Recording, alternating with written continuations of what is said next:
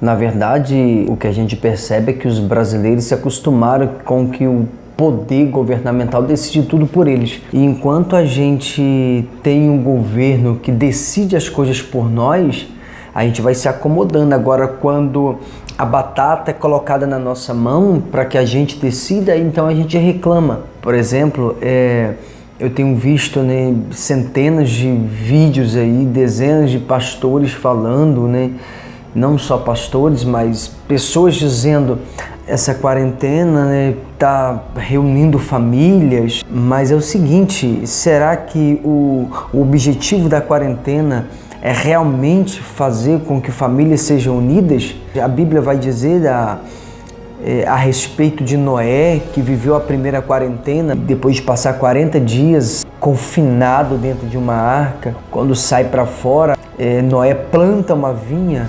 pós-dilúvio, pós-quarentena. E quando Noé está bêbado, a Bíblia vai dizer que Cão então vai ver a nudez do seu pai.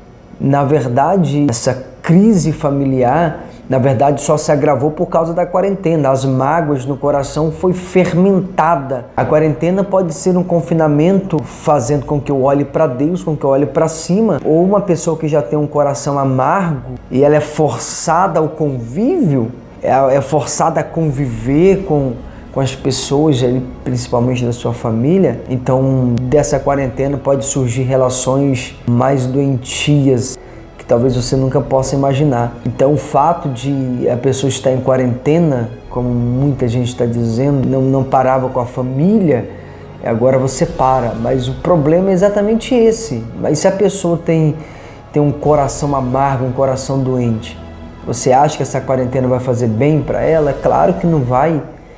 Vai fermentar esse sentimento de ódio que já tem no coração, porque ela é forçada ao convívio. Quando a pessoa é forçada ao convívio, o que tende é aflorar esse sentimento para fora e acontecer, e terminar no que terminou, os 40 dias, a quarentena de Noé, com seu filho Cão. Um outro exemplo claro que a gente tem na Bíblia sobre a quarentena é Moisés. Ele vai sair do Egito rumo ao deserto de Midian. Ele passa 40 anos. Isso fez com que Moisés conhecesse e criasse uma relação com Deus vivo. Ele vai pegar o cetro que ele usava dentro do Egito como autoridade em um palácio para poder transformar em um cajado de um pastor. Já no final da quarentena, ele vai estar voltando da banda oriental do deserto, onde ele vai ver um pé de espinho pegando fogo e vai conversar com aquele pé de espinho. O homem que foi criado no palácio agora conversa com o espinho e ouve a voz, alguém chamando o nome dele lá de dentro. Então ele cria um relacionamento de maturidade, experiência com Deus, uma experiência com Deus vivo.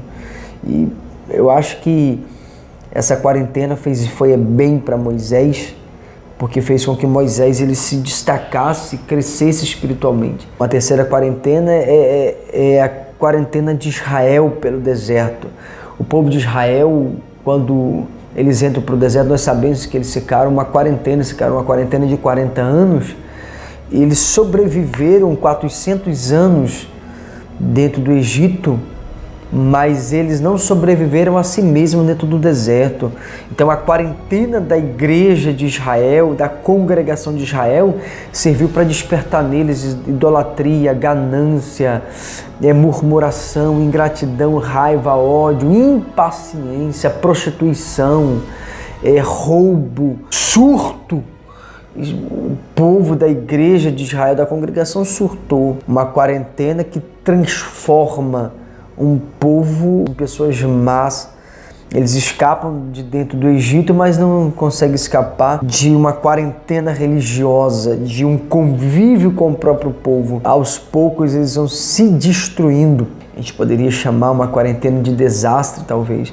Uma quarentena que serviu para poder colocar para fora um sentimento religioso do povo, aonde cultuavam até mesmo com fogo estranho. Talvez não é diferente nos nossos dias de hoje, que você vê uma ganância de pastores, de líderes, de ministros, de itinerantes. A quarentena, ela te eleva como Moisés, ela te destrói como Israel. Quarta quarentena, que é Jesus no deserto, na tentação, é a tentação de transformar pedra em pão. fazer loucura, pular do pináculo, saltar, se curvar diante de demônios. Então o que a gente tem que fazer dentro dessa quarentena é fazer como Jesus, aprender a dizer não para aquilo que pode nos destruir, nos corromper. Ou essa quarentena serve para você aflorar a mágoa, o sentimento amargo que você tem pela sua família, porque você é forçado ao convívio, ou você faz como a quarentena de Moisés, que te eleva no mais alto monte de intimidade com Deus. Ou essa quarentena pode fazer com que você caminhe de mãos dadas com a religião, fazendo você mostrar quem você realmente era, um prostituto, ingrato, idólatra, ganancioso. Ou você pode também pegar essa quarentena e fazer como a quarentena de Jesus, dizer não para a tentação, dizer não para o diabo, dizer não para as coisas que podem te corromper. Você decide o que faz com a quarentena. Não adianta colocar a culpa no governo, no presidente. Não espere que o presidente decida as coisas por você. Dentro da quarentena você se revela. E para revelar o que você vai fazer dentro dela. Ou você se destrói, ou você se eleva para um monte da intimidade. Só aprenda a dizer não para o diabo, para as propostas, para as tentações dele. Que Deus possa te abençoar em nome de Jesus.